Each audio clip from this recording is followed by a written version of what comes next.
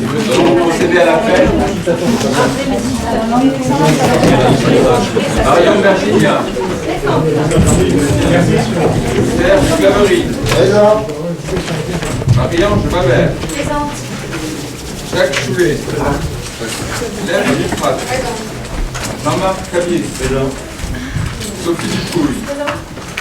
Arnaud Fabre a donné le pouvoir à Yoann Navarre. Elisabeth Brett. Oui. Yoann Navarre. Aurélie Lévesque. Présente. Bruno Lamaison. Présent. Sylvie Sérignon a donné le pouvoir à Christophe Berthès. Émilie Bourdier a donné le pouvoir à Bruno Lamaison. Christophe Frida. Présent. Emmanuel Lacroix. Présent. Alain Lassalle. Présent. Laurent Langlade. Présent. Christelle Claire. Présent. Christophe Bergès. Présent. Marjorie Fautou. Olivier Martinez. Nadine Pinchot a donné pouvoir à Olivier Martinez. André Lafarge. Alain Arambach. Jacqueline Célie a donné pouvoir à André Lafarge. Je vous prie de bien vouloir nous excuser pour la température ambiante. Le chauffage de la salle n'arrive pas à le lancer ce soir. Ceux qui ont des Pyrénées sont avantagés sur les autres. J'ai produit de s'insérer. Nous avons une séance courte. Je voudrais en amont qu'on valide le procès verbal de la dernière fois. Y a-t-il des commentaires, des remarques? Non, je n'ai pas de commentaire spécifique sur le procès verbal, donc il n'y a pas de souci à ce niveau-là. Par contre, je voulais poser une question, parce que j'ai découvert sur le site municipal que les TV, il y avait des vidéos des derniers conseils municipaux. Alors je voudrais savoir qui filme et quel est le statut, le contrat qui dit cette personne avec la mairie, puisqu'au mois de juillet, on nous avait bien précisé. Il faudra s'équiper de micro pour avoir un enregistrement parfait, et c'est un employé de la commune qui filmera. Alors, voilà. Nous avons fait analyser par les juristes la question. En fait, n'importe qui peut filmer.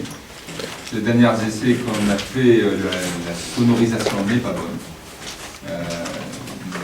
Vous risquerez de voir, on va refaire un essai ce soir, de voir au prochain budget l'équipement de micro-enregistreurs sur chacun des tables des membres de l'Assemblée, de façon à ce qu'on puisse avoir une forme impeccable. Voilà. En réalité, le souci, c'est le son, la prise de son, l'image. Moi, ce n'est pas un problème de son ni d'image en réalité.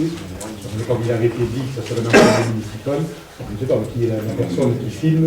Parce qu'il y a Nous avons fait valider cette question par des conseils juridiques. Il n'y a pas d'obligation que ce soit une personne salariée. Le débat n'est pas juridique ou une qualité de son, c'est que la moindre des politesses, c'est de prévenir les gens présents autour de cette table qu'on modifie ce qui a été dit en conseil et qu'on ne l'apprenne pas par la rue ou par un site internet. C'est tout. Très bien.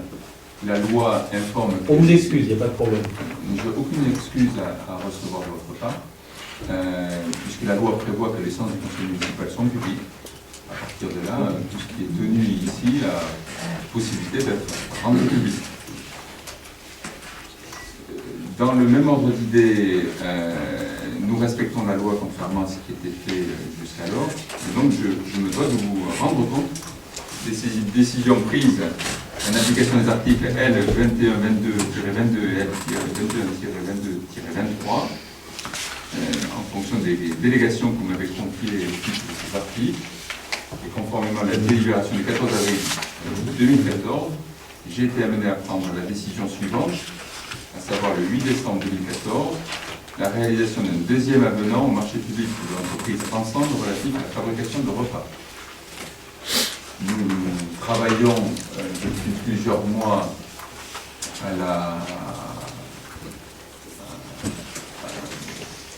à voir les avantages et les inconvénients de refonctionner en régie directe, ce qui permettrait d'avoir une parfaite connaissance des matières premières utilisées, de ce qu'on met dans l'assiette de nos enfants et de nos aînés. Notre souhait serait d'aller au bout de cette réflexion. Dès lors, nous faisons un avenant qui sera probablement d'une durée de l'année civile, de façon en 2015 à faire le point, est-ce que oui ou non nous avons la possibilité à la fois matérielle, organisationnelle et financière de retravailler à régie directe, ou s'il faut qu'on reste sur le système actuel, quelquefois nous repasserons en marché pluriannuel. Voilà. L'avenant sera donc d'une durée d'1 an. On ne connaît pas encore exactement la durée sur laquelle on va faire l'avenant. Et quelle est la durée du marché initial? Le marché initial était, je ne sais pas si je C'était par 3 ans. 3 ans, de 3 ans, si je m'abuse. Et qui était échu donc au 30 juin. Au 30 septembre. La fin de la dernière année, voilà. Donc, on a expliqué à la préfecture les raisons, les motivations qui étaient les nôtres aujourd'hui. On aimerait véritablement aller au bout de la réflexion et se donner quelques mois là pour voir si on peut fonctionner en régie directe. Le temps qu'on lance les appels d'offres et ainsi de suite, nous avons besoin d'une poursuite de la. Cette information vous ayant été donnée, nous allons passer au cœur du sujet du conseil municipal. Première délibération a été vue hier en commission finances, la décision modificative numéro 2 sur le budget principal de la ville de Saint-Sevé. Donc, c'est une décision modificative qui est générée essentiellement par l'inscription des travaux en régie de l'année 2014. Et donc nous avons également profité pour faire un certain nombre d'ajustements, notamment à l'intérieur des comptes d'investissement. Voilà, donc si vous voulez, on peut commencer par la section investissement. Donc sur l'opération 011, on a enlevé 11 600 €. Sur l'opération 017, on a rajouté 12 600. La 031, on a enlevé 3 000. Et la 066, on a rajouté 2 000. Si vous faites la somme, vous allez trouver 14 600 des deux côtés, en plus et en moins. Donc le compte est juste de ce côté-là. Ensuite, on a fait à l'intérieur de certaines opérations des ajustements au niveau des articles. Bon, des ajustements qui sont normaux, puisque au bout d'une année, on n'a pas forcément fait la façon de tout ce qui avait été prévu. Et notamment, donc, en ce qui concerne l'opération 17, hier soir en commission finances, M. Martinez m'a demandé donc, à quoi est lié l'article 2181 de l'opération 17 qui avait plus 20 500. Et donc ce plus 20 500 est lié au fait que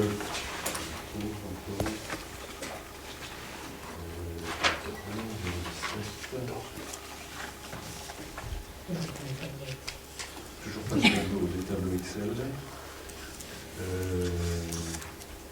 Donc on avait budgétisé 1520, donc on a eu deux réparations, 2 installations de clôture. Là, ça s'est passé donc c'était au mois de février, donc c'était pas notre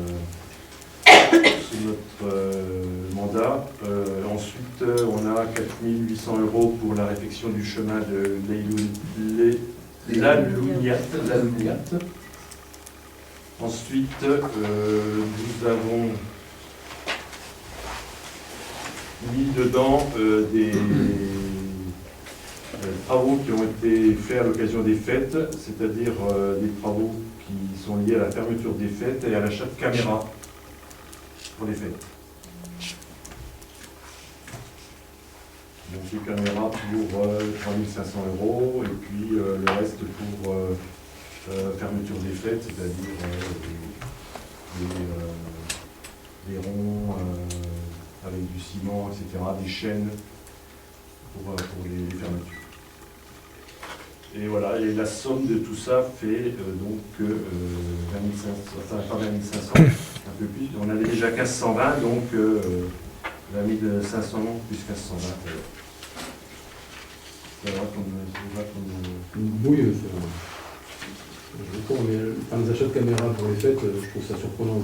C'est un détail.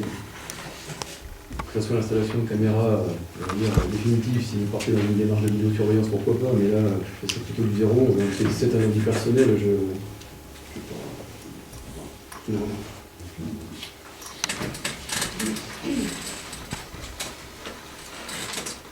D'autres questions? Donc, ça c'était sur les dépenses de la section investissement. Ensuite, pardon. J'ai une question par rapport à l'opération 066. Oui. Il y a un avis de 2000 euros, ça correspond à quoi? Donc sur le dojo, il s'agit de peinture matérialisée et de pose de 2 portes alvéolaires. Alors, vous dire exactement à quoi ça correspond, je ne sais pas, mais j'ai regardé, c'était ça. On a d'ailleurs des remontées d'humidité toujours sur certains murs du dojo, bien que le bâtiment soit assez récent. C'est des problèmes.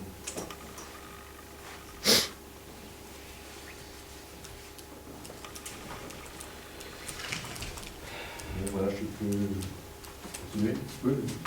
Donc ensuite, vous avez le 040, les opérations de transfert entre sections. Opération d'ordre. Qui porte sur des travaux qui ont été réalisés donc, à la Poste pour 22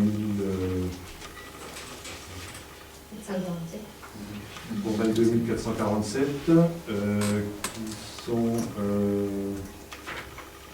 en régie également les tribunes de rugby pour 7 803. Et puis,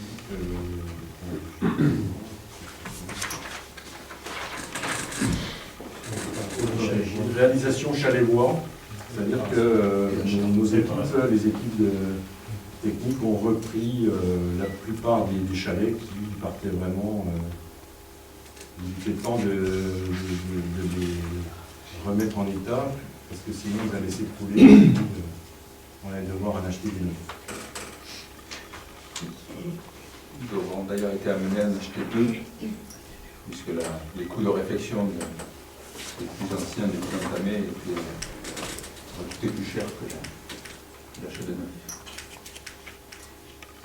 À ce sujet d'ailleurs, on a la validation du Trésor public par rapport au chalet bois, parce que en général on passe des travaux en régie pour créer des choses, pour créer des immobilisations. Le simple maintien en état du matériel, et je le regrette, hein, mais en général n'est pas suffisant pour passer en investissement. On a l'assurance qu'on pourra récupérer la TVA sur les matériaux employés pour ça. Pour l'instant, je n'ai pas l'avis contraire de la perception, des percepteurs. D'accord.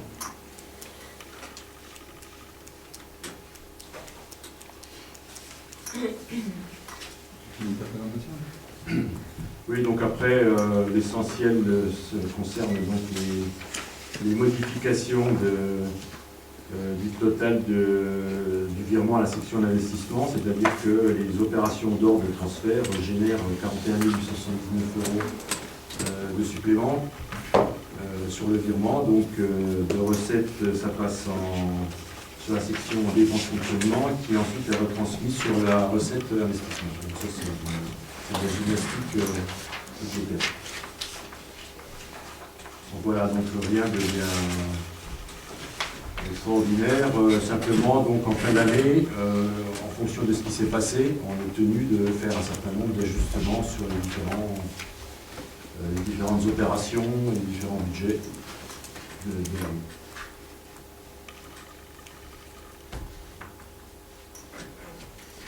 Moi, Monsieur, des commentaires avant la prise de décision? Non, c'est pas tellement un commentaire sur les chiffres. Par contre, j'ai entendu M. Lajoie parler effectivement d'ajustement, d'opérations pas extraordinaires. Je voulais poser une question. Donc, il ne s'agit pas de magouille ni de cavalerie, puisque les années passées, quand on présentait les ajustements, les écritures d'ordre concernant les travaux en régie, ce n'était que la raillerie, quand c'était de la magouille, c'était de la cavalerie. Donc je peux m'estimer que ce soit vois que vous le pratiquez, blanchi pour les 6 années passées. Alors, Donc il s'agit, 6 années passées, il n'y avait pas de cavalerie, il n'y avait pas de magouille. je ne vais pas vous exonérer de 2012, où effectivement la CAFNET était négative, je vous remercie de le reconnaître ce soir, et vous avez emprunté pour rembourser les emprunts. C'est pas le propos. Mais c'est le propos, parce Les que la cavalerie, c'est ça.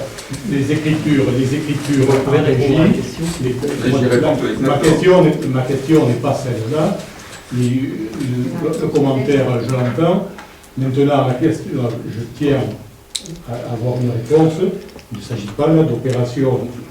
Les écritures d'ordre ne sont pas des magouilles, ne sont pas la cavalerie. Les écritures d'ordre, vous les connaissez aussi bien que moi. Non, mais je les ai. Non, mais moi, je ne viens pas dessus. Je ne conteste pas. De toute façon, je vais vous dire que, à part les chalets, où là, c'est une décision qui a été prise par notre groupe, parce qu'on a trouvé des chalets qui étaient vraiment en état prêt à s'effondrer.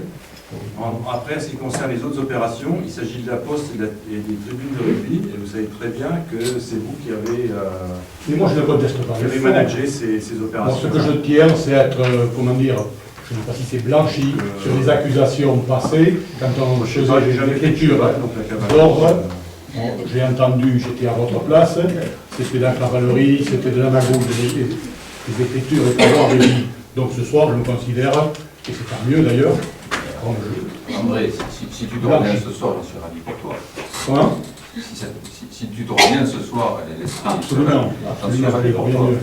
Je voudrais juste donner à la population quelques détails exacts et précis.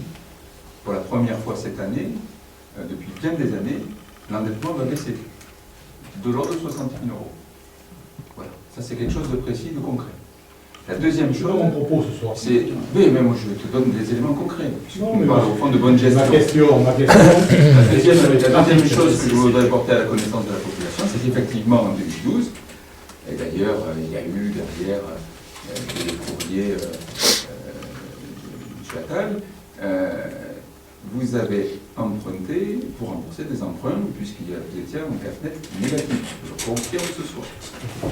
Donc, vous confirmez, je vérifierai l'information par moi-même. Mais, avec plaisir. C'est pas si loin quand même. La mémoire flanche peut-être, mais on sera à votre disposition pour la rafraîchir. Sur ces ajustements, le principal ajustement de cette dernière semaine n'a pas fait l'objet d'une notification, puisqu'il est dans le cadre d'un budget qui était déjà ouvert. C'est l'aléa qu'on a eu aux écoles, avec sur la salle de garderie, le plafond qui est tombé sur les élèves, sur les briquettes du Audi se sont fendues en deux. Et par chance, tout ça est tombé à 9h du matin et non pas à 8h30, où là on aurait pu avoir un accident très grave. Donc ceci nous a amené, nos équipes sont avec une entreprise extérieure en train de faire des travaux pendant les vacances, engager des dépenses qui n'étaient pas prévues.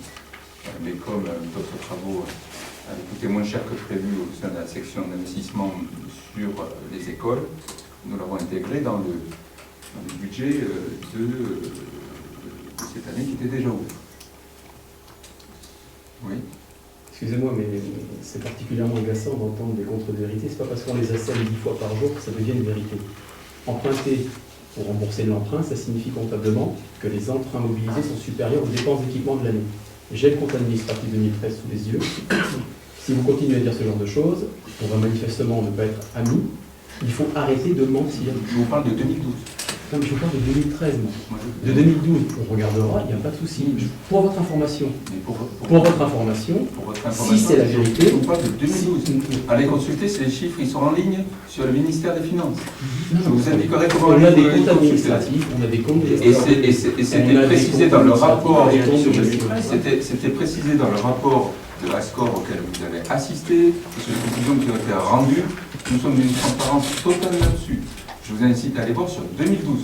Et en 2012, je croyais bien que c'était une certaine équipe qui était aux commandes. On va voir ça. Maintenant, enfin, j'ai même des gens qui ont asséné des vérités à plusieurs réunions publiques qu'en 3 années, la dette pourrait être complètement annulée avec l'excédent de fonctionnement de la collectivité. Je crois que quand on a pu asséner de telles contrariétés, on peut venir à une certaine modestie. Nous allons procéder au vote. Pardon.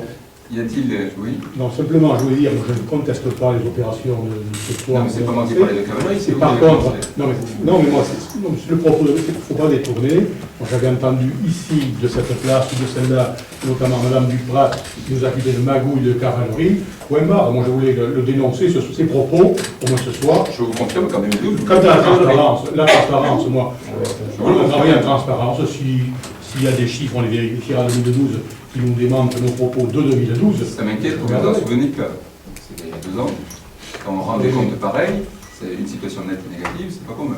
Mais je me souviens des accusations, par contre, très précises de cavalerie. De cavalerie. Et de surendettement, et cette année, nous baissons l'endettement pour le compte administratif. Ça, c'est quelque chose que tout le monde peut Attention, quand vous parlez de surendettement. Quand on ne fait rien, c'est facile. Nous baisserons l'endettement cette année pour la C'est sûr, première fois. il aurait pu manquer que ça, que vous demandiez à Les l'endettement. banquiers vous remercient. Ah, ça se Et fait. nos entreprises locales, beaucoup moins.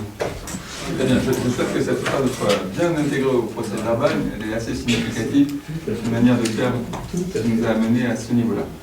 Nous allons donc procéder au vote, qui est pour adopter cette décision modificative, qui est contre, qui s'abstient. Je vous remercie. Deuxième délibération ce soir, l'autorisation relative aux dépenses d'investissement avant le vote du budget 2015. Ce n'est ni plus ni moins que la même délibération qui a été adoptée au comité des communes il y a 3 semaines, qui autorise le maire à engager des investissements dans une limite de 25% des crédits ouverts au budget de l'exercice précédent, de façon à ne pas entraver l'action de la collectivité le temps que le budget 2015 soit adopté. L'année précédente, le budget était adopté fin mars. Nous verrons si nous pouvons essayer d'avancer le vote du budget à courant février, début mars. On verra ça. Y a-t-il des objections par rapport à ça? Monsieur Martinez? Quel est le budget concerné par cette délibération?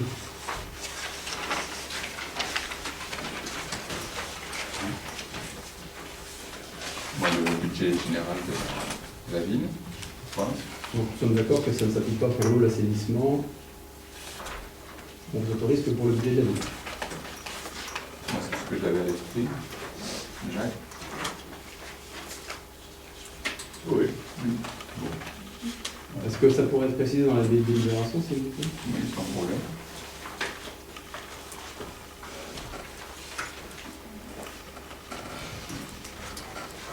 Oui. À quoi correspondent 25% des crédits ouverts sur l'année précédente? Vous engagez une note précise, vous pouvez même les sanctions.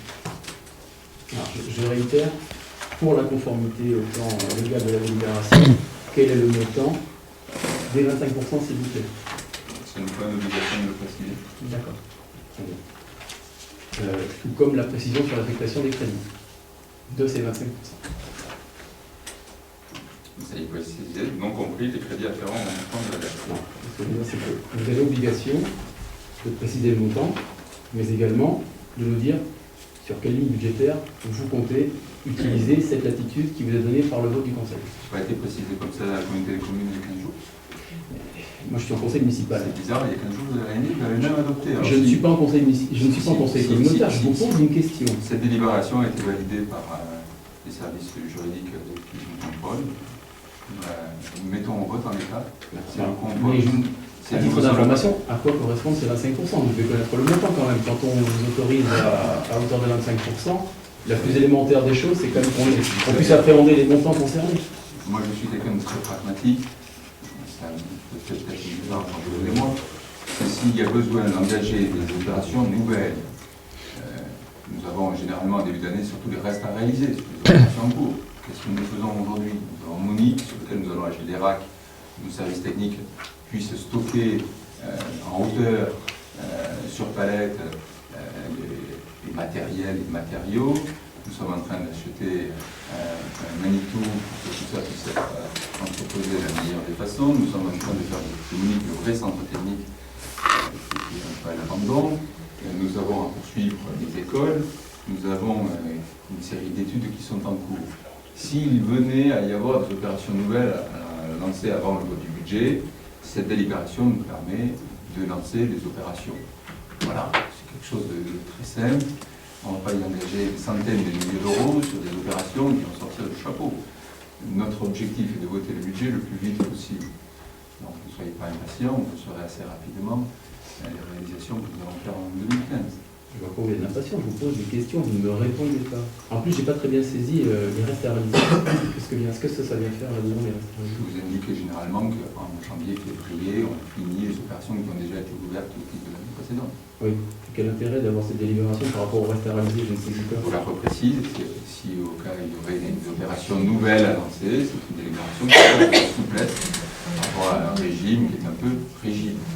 C'est pour ça que nous allons la mettre au vote. Qui est pour l'adopter? Qui s'abstient? Qui vote contre? Je vois une grande cohérence entre les gens qui votent pour la communauté de communes il y a 15 jours et aujourd'hui qui votent contre. Je vous en remercie. Troisième délibération, attribution de l'indemnité de conseil à M. le receveur municipal au budget de la ville. Y a-t-il des remarques particulières?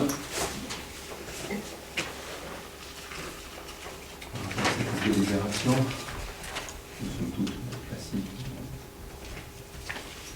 Nous allons procéder au vote. Qui est pour? C'est l'unanimité, je vous remercie. Attribution de l'indemnité de conseil à monsieur le receveur municipal, tout aussi au titre du budget assainissement.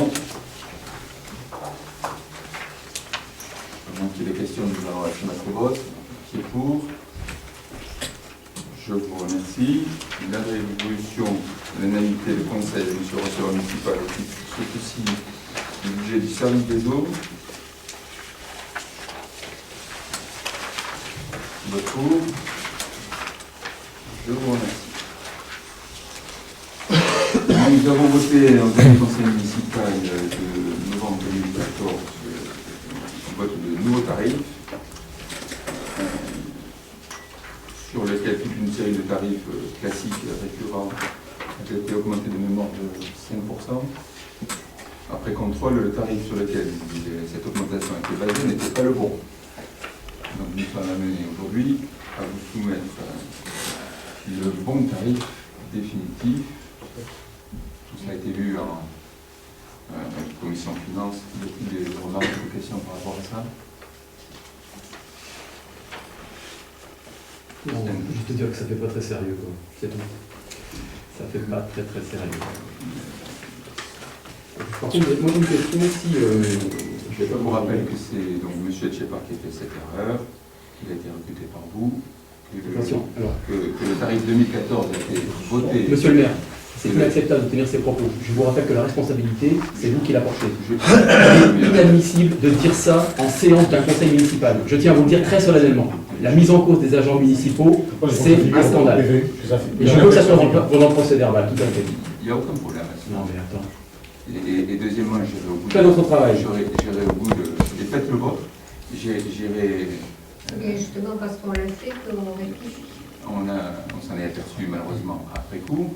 Je remarque simplement que ce vote de 2014 avait été fait par vous, que vous non plus, vous n'avez pas rendu compte. Donc je dirais que j'assume la pleine et entière responsabilité de cette erreur, et que j'attendais de l'opposition un contrôle plus vigilant. Y a-t-il... Nous étions habitués dans cette collectivité à une opposition plus pointue. Et une majorité plus sérieuse. Alors, ça, c'est pas le Ah cas. ben non, c'est pas le cas, Parce que je vous ferai quand même remarquer qu'auparavant, c'était l'opposition qui s'apercevait des erreurs, alors que cette fois-ci, quand même, c'est nous qui l'avons trouvé. Et qui l'avons c'est le geste. Bien. Une question. Oui. Le forfait week-end d'été concernant la salle capitulaire, qu'est-ce qu'on entend par été? Quelle date? Les dates 30 septembre. Et les dates, ils sont dessus. Tarif d'été, 1er Ah, juin, on 30 pour septembre. vendredi 14h, vendredi 18h. Non. On est juste arrivé dès le 1er juillet au 30 septembre. Dans la ligne Y. Non, mais ça, c'est pour Dans la partie les grise. premiers tableaux. Oui, mais c'est pareil. Ah, c'est pareil. De toute façon, bien. énervé, les détails, c'est ça. Par contre, je n'étais pas en commission finance là. La question du Béotien qui pose la question. Je vois qu'il y a les tarifs du forfait week-end. Serait-il inutile de préciser pour tous les autres les tarifs à la journée?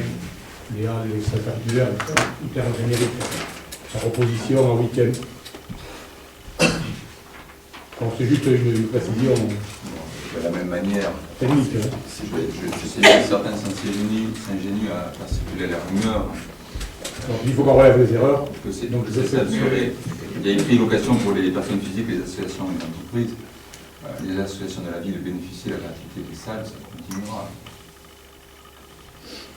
C'est bien. Je tiens à ce qu'elle soit procès verbal, comme ça sera clair. Oui.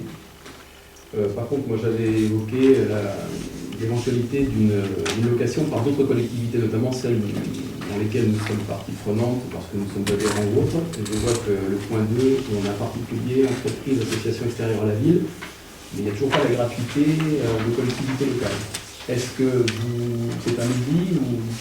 Non, nous continuerons cette pratique de gratuité pour les collectivités extérieures de la même manière que nous continuerons la gratuité dans le cadre des campagnes électorales pour tous les candidats quels qu'ils soient.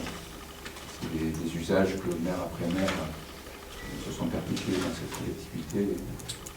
En principe, ça fait partie du service public.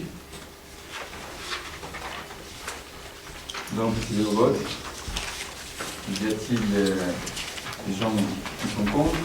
Contre. Donc, qui s'abstiennent, qui est pour. Je vous remercie. Nous allons maintenant passer à toute une série de délibérations par rapport à des questions d'urbanisme. Premier point, la mise en place d'une PDR, participation pour voirie et réseau pour des terrains de monsieur et madame Garcia au quartier gauche. Ce n'est ni plus ni moins pour que faire supporter aux propriétaires le coût de raccordement au réseau et de l'aménagement de la voirie, de façon à ce que ces terrains qui sont constructibles puissent bénéficier d'un permis de construire, soit raccordés à la voirie au réseau. Il y en a pour 10 590 €. Des commentaires par rapport à ça. Nous allons donc le mettre au vote. Oui. Je vous remercie, M. Perrier, d'avoir modifié, d'avoir précisé la délibération, puisqu'il y a des interrogations qui restaient hier. Moi, j'ai une question par rapport à ça. Ce chemin qui rejoint la RD 32, c'est un choix délibéré de ne pas en profiter pour aller jusqu'au bout, jusqu'à l'embranchement, et de manière à ce qu'on puisse boucler la boucle, je voudrais dire. Sur la RD 32, ce chemin rural. Oui, mais proprement. Mais les deux premiers lots avaient déjà été raccordés. Non, mais ça c'est déjà fait. La PDR, comme service. Oui, la poursuite. Non, pour le lot 2 et le lot 3. Le reste avait déjà été fait. C'est votre question là. Donc on pourra bien aller du chemin de la boutique à la route départementale.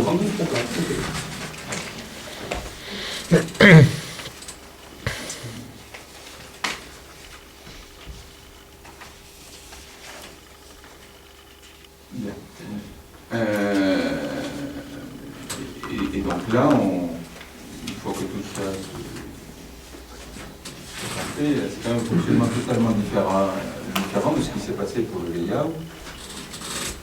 Contrairement à la bonne pratique, on a récupéré un document qui n'était pas en état, où la couche de roulement n'avait pas été faite par les propriétaires privés. Et aujourd'hui, c'est nous, ville, qui avons dû faire des travaux pour trouver un accord avec la communauté des communes, puisqu'au fond, on avait récupéré ce terrain sans que la couche de roulement n'ait été mise à niveau. Le seul problème par rapport au chemin layout, c'était pour amener l'eau le réseau public, l'extension du réseau public jusqu'aux maisons. Puisqu'avant, tous les raccordements se faisaient en bordure de chemin découpé. Ça posait des problèmes. Donc, on ne pouvait pas mettre un réseau public, qui était partagé entre plusieurs propriétaires. C'est ce qui avait poussé le choix de... La logique aurait voulu, parce que là, la communauté des communes ne prend en charge l'entretien des couches de roulement. Une fois qu'elle est intégrée dans son linéaire à l'entretien, on ne connaît pas. Bon, là, on a agrandi la surface de l'espace public avec un goudron qui était dans le... Oui, qui avait détérioré, il faut aussi faire la... Celui qui était déjà... Je crois Il était... Pardon, monsieur le maire. Je crois qu'on avait débattu tout son temps de ce chemin du Lédiaou. La différence, c'est qu'à l'époque, la PVR n'existait pas. Que le chemin du Lédiaou, il y a trois municipalités qui ont fauté. Je crois que c'est les municipalités successives qui ont créé un désordre public.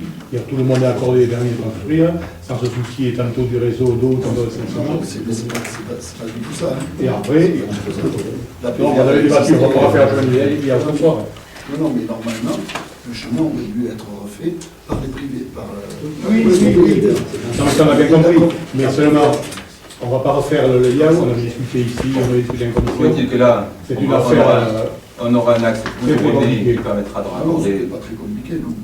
On aura un axe Si tu en goudronné. parlais, c'était pas compliqué de le faire, c'était Il y a une plus compliqué. règle du jeu, il fallait qu'il la respecte, c'est tout. Ça n'a pas été respecté, mais c'est à notre charge. Alors que là, dans ce cas de figure, on va récupérer un axe qui aura été goudronné avec des fosses épais, dont le coût d'aménagement aura été financé par les propriétaires privés qui aménagent les lots à côté.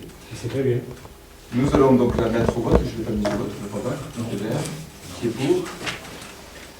Je vous remercie. Vente de la parcelle de la section AY numéro 228 des places Louis Fournier à M. et Madame Roland Clavé. C'est une petite parcelle de 118 mètres carrés qui contre le local de l'ancienne maison des associations, de l'ex, futur ex de Diatec. Il se trouve qu'il y avait un petit terrain qui joue ce bâtiment de la maison de M. Clavé, qui aujourd'hui d'ailleurs est entretenu par personne qui nous appartient. Les domaines l'ont estimé à 3 500 €. Je crois qu'on vous a remis l'estimation des domaines sur place. Et donc, on vous propose ce soir de la vendre au prix des domaines.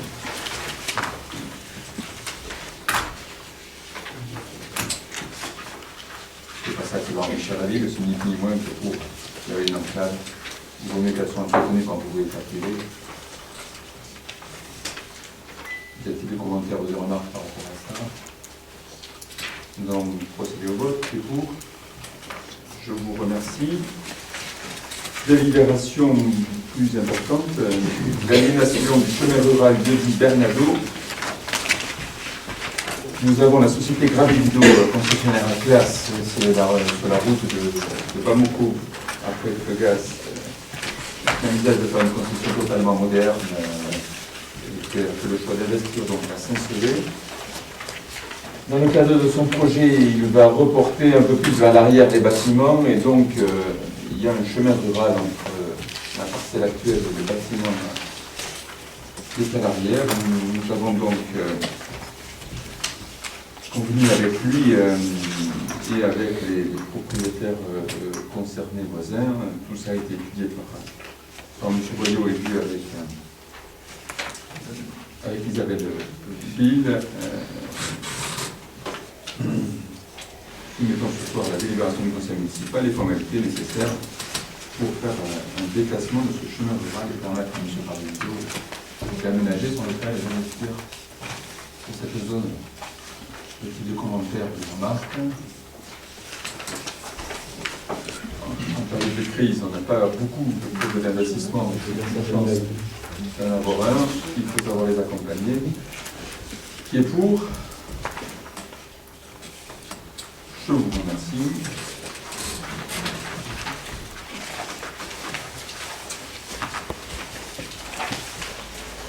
dans le même principe, nous avons discuté de modification du PLU, notamment la modification du zonage pour permettre l'extension de la zone d'entreprise Saint-Sevé Agriculture. Nous sommes dans le même sujet. Donc le chemin rural a la possibilité d'être déclassé. Il nous faut revoir le PLU pour permettre l'aménagement tel qu'il est prévu à cet endroit-là. Nous avons profité pour faire une série de petites modifications. Serge, tu peux peut-être nous en dire un peu plus sur chacune d'entre elles? Il y a la modification modification du zonage, pour permettre l'extension de l'entreprise, comme M. le maire le dit. Ensuite, il y a la correction de la trame de plantation à réaliser au niveau de la zone économique d'Escalès. Voilà, tout simplement, C'était une erreur. il y avait une erreur entre le PLU et entre les plans et l'existant.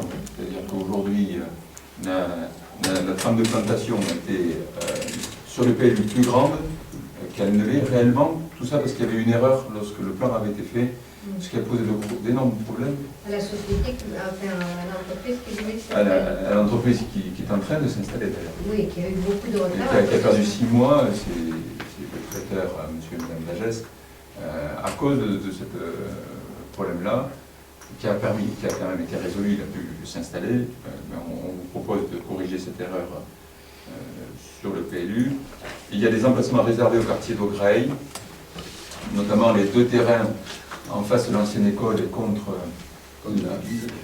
l'église, là où il y a les arènes pour les fêtes, puisque les propriétaires avaient écrit en octobre 2013 indiquant leur envie de vendre ces terrains. Nous avons considéré que la ville n'avait pas les moyens, il n'y avait pas là une urgence à acheter ces terrains-là. Nous avons consulté le comité des fêtes, ils ont d'autres possibilités, d'autres lieux où pouvoir aménager des arènes pour faire la course des fêtes. C'était le principal usage de ce terrain.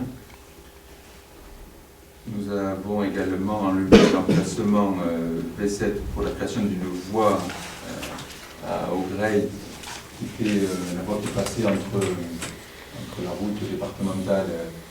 Il y avait le projet dans la continuité de la salle Alain Marsan, au fond, de faire une parallèle, de faire une rue intérieure.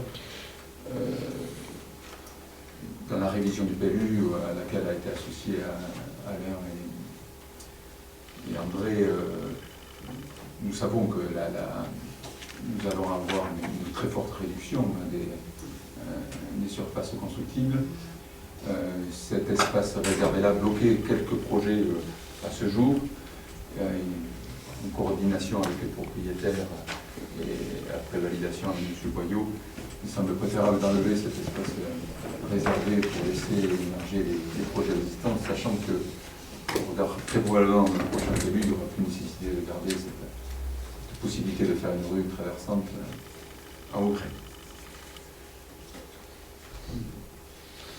Y a-t-il par rapport à ça des questions, des commentaires, des remarques? Oui, par rapport, c'est vrai que ces emplacements réservés étaient, on en avait parlé lors de la commission, c'était la volonté de pouvoir, à l'époque, cette zone, d'aménager cette zone et l'accès donc jusqu'à la voirie qu'on a évoquée tout à l'heure, pour pouvoir, disons, densifier cette zone constructible et un aménagement concerté. Voilà, et c'était dans cet esprit que ça avait été fait, et ainsi que l'emplacement face de l'école, c'était la volonté de pouvoir faire d'un petit bourg ce quartier, un petit quartier assez dense, et peut-être à la perspective de pouvoir réouvrir l'école et donc faire un peu le projet qui avait été fait, c'était dans cet esprit que ça avait été fait. Non, mais voilà, et pense qu'on donc le fait qu'il y ait eu des emplacements réservés à cet endroit-là nous paraissait tout à fait logique. Ça n'est pas la question, mais on était mis devant le fait accompli de devoir acheter ces terrains puisque il y a tellement de travaux et de réalisations à faire qu'on a décidé que l'urgence n'était pas à cet endroit-là.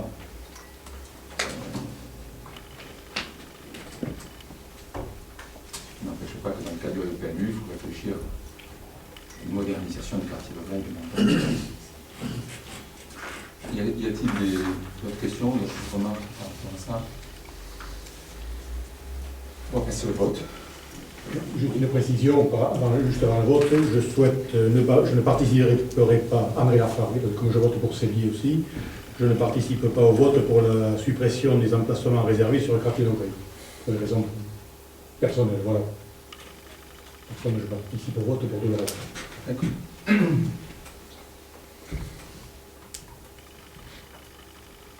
Qui est pour? Qui s'abstient? Qui est contre? Je vous remercie.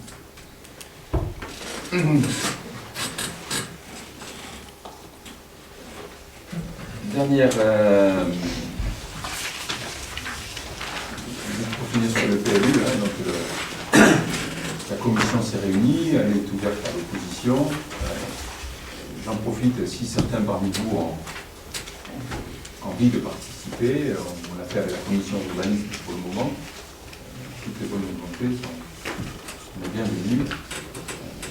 Le but étant d'aboutir sur une révision dans les 18 mois à venir, on va dire, qui permettent derrière à tous les investisseurs de pouvoir partir sur des bases actuelles et claires, et notamment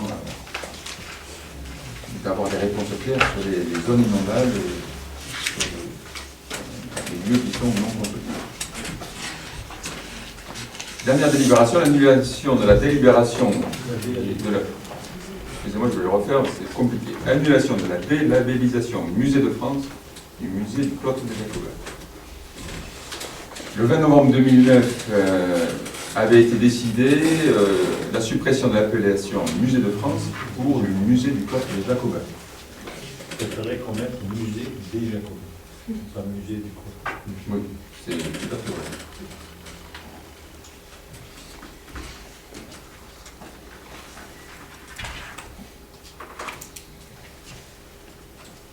Cette remarque est en fait ici. Le cloître n'est que la partie intérieure des Jacobins dans son ensemble.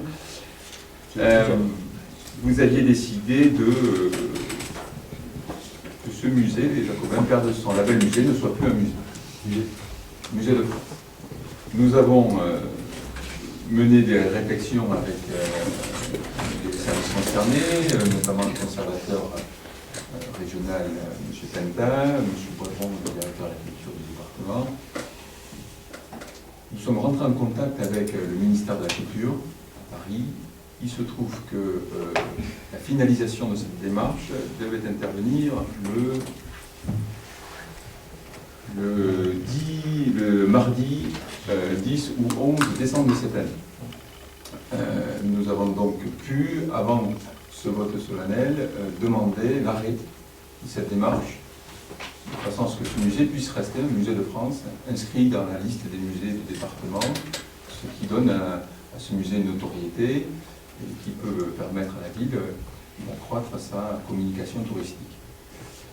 Sachant qu'il y a aujourd'hui des possibilités pour assurer une supervision scientifique à moindre frais sur ce musée, des principes de mutualisation, et ce sont sur cet esprit-là sur lequel nous avons envie de nous engager. Le ministère de la Culture a accepté d'abroger cette décision qui était imminente, nous demandant en urgence de mettre une délibération en conseil municipal officialisant que nous souhaitions rester musée de France. Voilà la raison pour laquelle nous sommes amenés aujourd'hui à prendre cette délibération. Moi, je tiens à remercier Jean-Marc, lui qui a piloté cette opération. Tu peux nous donner d'autres détails, d'autres commentaires? Ce qu'il faut savoir, c'est que la délabellisation, ça prend beaucoup de temps, puisqu'il faut d'abord que ça passe par une commission, et que une fois que cette commission a donné son avis, ça passe après devant le Haut Conseil. La commission avait donné son avis en 2010. Elle avait assorti son avis d'une demande d'inscription d'un certain nombre d'objets qui étaient dans le musée. Cette inscription a eu lieu, si ma mémoire est exacte, enfin, la lettre mentionnant cette inscription a été reçue en janvier 2014.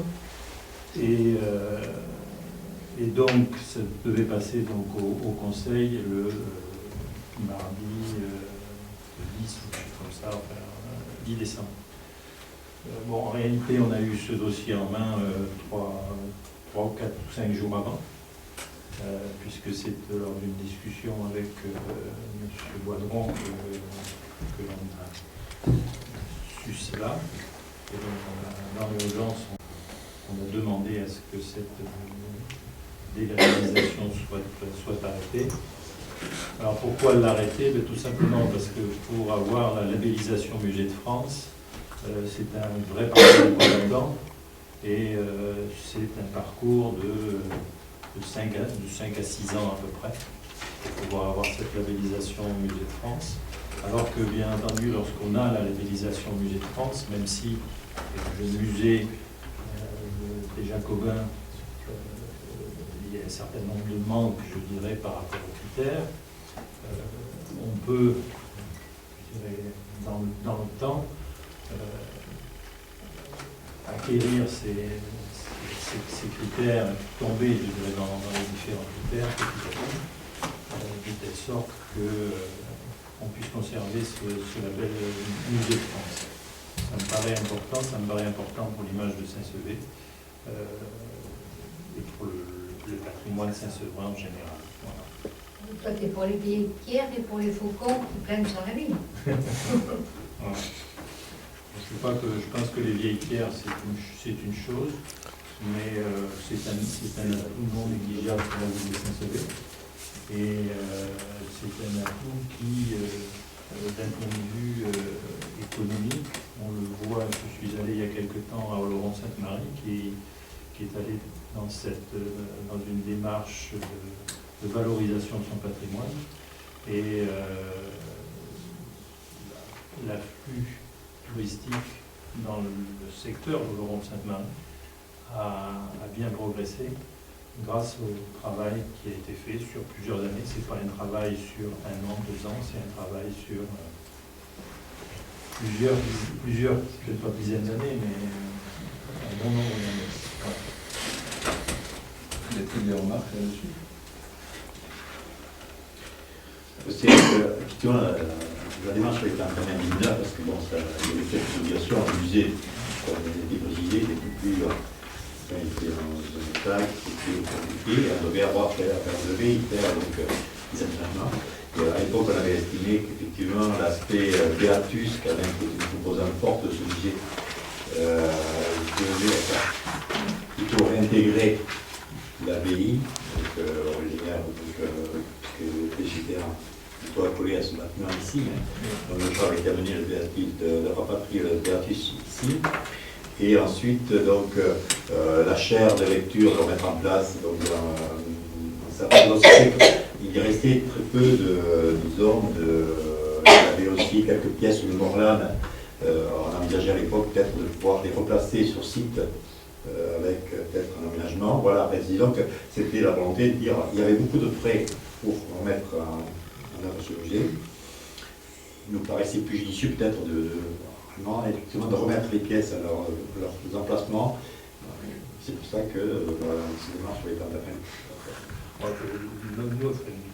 L'idée que l'on en a, c'est surtout le fait que le label Musée de France est un label qui est intéressant et qui est donné très difficilement à l'heure actuelle. On a la chance de l'avoir et je pense que c'est quelque chose qu'il faut absolument conserver.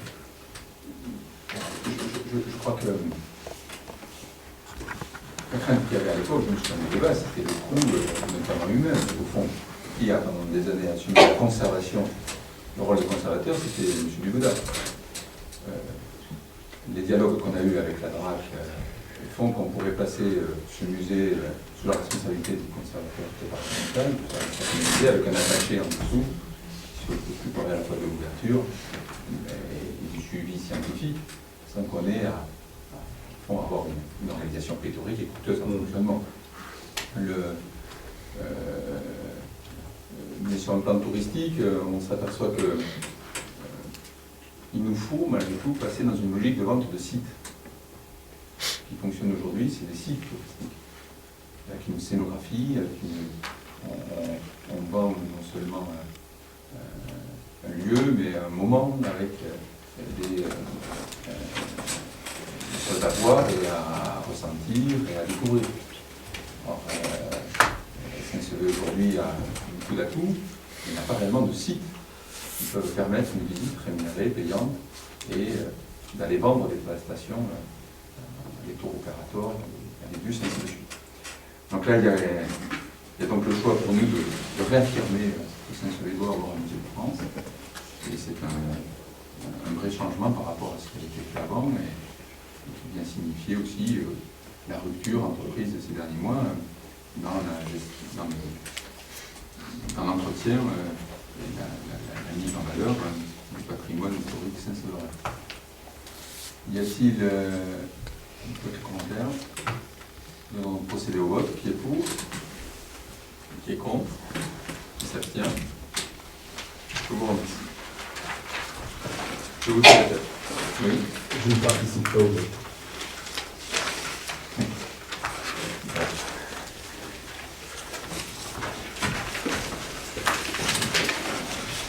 Ça sera le mot de conclusion. Et je vous souhaite à chacun d'entre vous de bonnes fêtes de Noël. Il y a demain soir, à partir de 18h30, la Heidenallau. Elle est bien chaud. Et donc, le biscuit, de la bonne humeur et de la musique. Bonne fête de Noël.